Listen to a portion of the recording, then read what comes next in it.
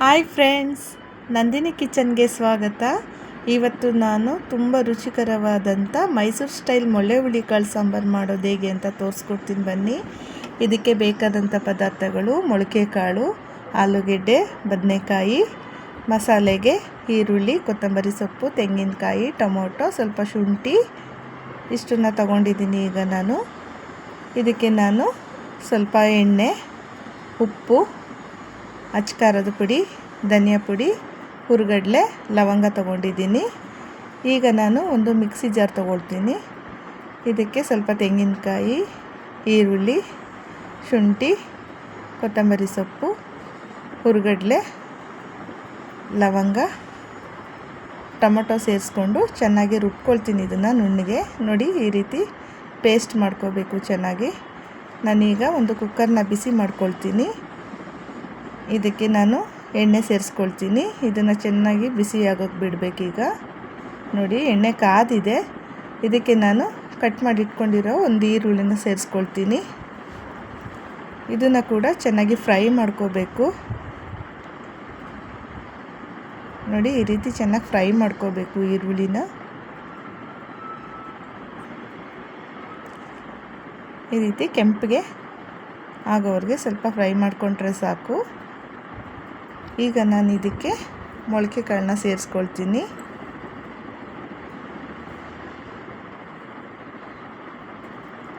ನೋಡಿ, ಫ್ರೈ ಆಗಿದೆ. ಈಗ ಸೇರಿಸ್ಕೊಳ್ತೀನಿ ನಾನು ಮೊಳಕೆ ಕಾಳನ್ನ.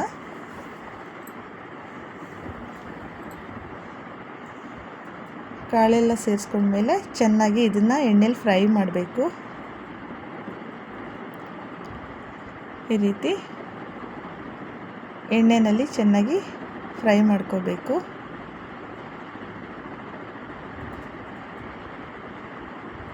ಈ ರೀತಿ ಕೈ ಆಡಿಸ್ತಾ ಇರಬೇಕು, ಇಲ್ಲಾಂದರೆ ಕಾಳು ತಳ ಹಿಡಿದು ಬಿಡುತ್ತೆ. ಸ್ವಲ್ಪ ಈ ರೀತಿ ಎಣ್ಣೆಲಿ ಬೇಯೋಕ್ಕೆ ಬಿಡಬೇಕು ಅದನ್ನು. ಇದಕ್ಕೆ ನಾನೀಗ ಸ್ವಲ್ಪ ರುಚಿಗೆ ತಕ್ಕಷ್ಟು ಉಪ್ಪು ಹಾಕ್ಕೊಳ್ತೀನಿ. ಉಪ್ಪು ಹಾಕ್ಕೊಂಡ್ಮೇಲೆ ನಾನು ಇದಕ್ಕೆ 2 ಚಮಚ ಅಚ್ಕಾರದ ಪುಡಿ ಸೇರಿಸ್ಕೊಳ್ತೀನಿ.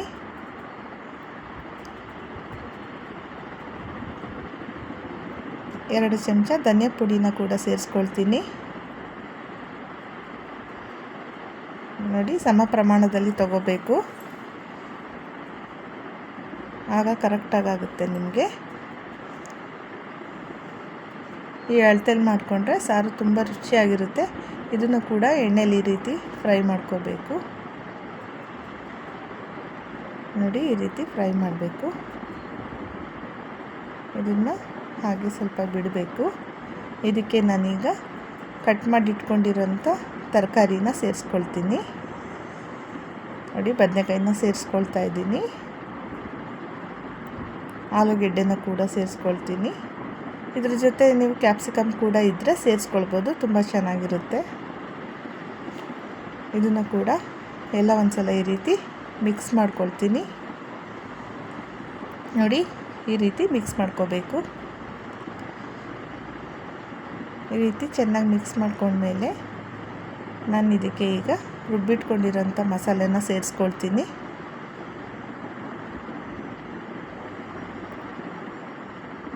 ನೋಡಿ, ಈಗ ನಾನು ಇದಕ್ಕೆ ರುಬ್ಬಿಟ್ಕೊಂಡಿರೋಂಥ ಮಸಾಲೆನ ಸೇರಿಸ್ಕೊಳ್ತೀನಿ. ಈ ರೀತಿ ಒಂದ್ಸಲ ಕೈ ಆಡಿಸ್ಕೊಳ್ಳಿ. ಕೈ ಆಡಿಸ್ಕೊಂಡು ನೋಡಿ, ಇದೆಲ್ಲ ಚೆನ್ನಾಗಿ ಉಪ್ಪು ಖಾರ ಹಿಡಿದಿದೆ. ಈಗ ಇದಕ್ಕೆ ನಾನು ಮಸಾಲೆ ಸೇರಿಸ್ಕೊಳ್ತೀನಿ.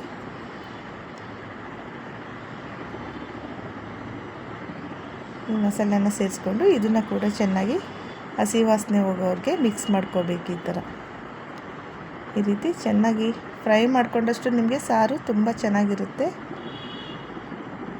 ಅದಕ್ಕೆ ಈ ರೀತಿ ಚೆನ್ನಾಗಿ ಫ್ರೈ ಮಾಡ್ಕೋಬೇಕು. ನೋಡಿ, ಈ ರೀತಿ ಆದಮೇಲೆ 5 ನಿಮಿಷ ಬಿಟ್ಬಿಡಿ ಇದನ್ನು. ಇದು ಈಗ ನೀರು ಬಿಟ್ಕೊಳ್ತದೆ ಸ್ವಲ್ಪ. ನೋಡಿ, 5 ನಿಮಿಷ ಬಿಟ್ಟ ಮೇಲೆ ಈ ರೀತಿ ನೀರು ಬಿಟ್ಟು ಮಸಾಲೆ ಎಲ್ಲ ಹಿಡ್ಕೊಳ್ಳುತ್ತೆ. ಅದಕ್ಕೆ ಉಪ್ಪು ಖಾರ ಚೆನ್ನಾಗಿ ಹಿಡ್ಕೊಳ್ಳುತ್ತೆ. ಈಗ ನಾವು ಇದಕ್ಕೆ ಎಷ್ಟು ನೀರು ಬೇಕು ಅಷ್ಟು ನೀರನ್ನ ಅಳತೆ ನೋಡಿ ಸೇರಿಸ್ಕೊಳ್ಬೇಕೀಗ. ನೋಡಿ, ನಾನು ಅಳತೆಗೆ ನೀರು ಸೇರಿಸ್ಕೊಳ್ತಿದ್ದೀನಿ. 2 ಬೌಲ್ ನೀರು ಸೇರಿಸ್ಕೊಂಡಿದ್ದೀನಿ. ಈಗ ಒಂದು ಸಲ ಮಿಕ್ಸ್ ಮಾಡಿಕೊಂಡು ನೋಡ್ಕೋಬೇಕು, ನಮಗೆ ಗಟ್ಟಿ ಬೇಕಾ ಇನ್ನೂ ಸ್ವಲ್ಪ ನೀರು ಬೇಕಾ ನೋಡಿಕೊಂಡು ನೀರು ಸೇರಿಸ್ಕೊಂಡ್ರೆ ಸಾಕು. ನೋಡಿ ನನಗಿಷ್ಟು ಸಾಕು. ನೋಡಿ ಇಷ್ಟು ಕನ್ಸಿಸ್ಟೆನ್ಸಿ ಇದ್ದರೆ ಸಾಕು. ನೋಡಿಕೊಂಡು ನಿಮಗೆ ಜಾಸ್ತಿ ನೀರು ಥರ ಬೇಕಾದ್ರೆ ಸ್ವಲ್ಪ ನೀರು ಸೇರಿಸ್ಕೊಳ್ಳಿ. ನಾನೀಗ ಒಂದು ಸಲ ಉಪ್ಪು ಸರಿಯಾಗಿದೆಯಾ ಅಂತ ಚೆಕ್ ಮಾಡ್ಕೊಳ್ತೀನಿ. ಸ್ವಲ್ಪ ಉಪ್ಪು ಕಡಿಮೆ ಆಗಿದೆ, ನಾನು ಇನ್ನೊಂದು ಸ್ವಲ್ಪ ಉಪ್ಪನ್ನ ಸೇರಿಸ್ಕೊಳ್ತೀನಿ. ನೋಡಿ ಇದನ್ನು ಒಂದು ಸಲ ಮಿಕ್ಸ್ ಮಾಡಿಬಿಟ್ಟು ಒಂದು ಪ್ಲೇಟ್ನ ಮುಚ್ಚಿಬಿಡಬೇಕು. ಒಂದು 10 ನಿಮಿಷಗಳ ಕಾಲ ಈಗ ಮುಚ್ಚಿಬಿಡಬೇಕು. ಇದನ್ನು ಸಾಂಬಾರನ್ನ ಚೆನ್ನಾಗಿ ಕುದಿಯೋಕ್ಕೆ ಬಿಡಬೇಕು. ನೋಡಿ 10 ನಿಮಿಷ ಆದಮೇಲೆ ನಾನು ಪ್ಲೇಟ್ ಓಪನ್ ಮಾಡ್ತೀನಿ. ನೋಡಿ ಈ ರೀತಿ ಚೆನ್ನಾಗಿ ಕುದ್ದಿದೆ. ಈಗ ನಾನು ಇದನ್ನು ಒಂದು ಸಲ ಮಿಕ್ಸ್ ಮಾಡಿ ತೋರಿಸ್ತೀನಿ. ನೋಡಿ ಸಾಂಬಾರೆಲ್ಲ ಚೆನ್ನಾಗಿ ಅದು ಕೆಳಗಡೆ ಬಂದಿದೆ. ನೋಡಿ ಈ ರೀತಿ ಕಾಳೆಲ್ಲ ಬೆಂದಿದ್ದರೆ ಸಾಕು, ಸಾಂಬಾರು ಚೆನ್ನಾಗಾಗಿದೆ ಅಂತ. ನೋಡಿ ಈ ರೀತಿ ಕಾಳು ಬೇಯಬೇಕು. ಇದಾಗಿದೆ ಸಾಂಬಾರು. ಈಗ ನಾನು ತೋರಿಸ್ತೀನಿ. ನೋಡಿ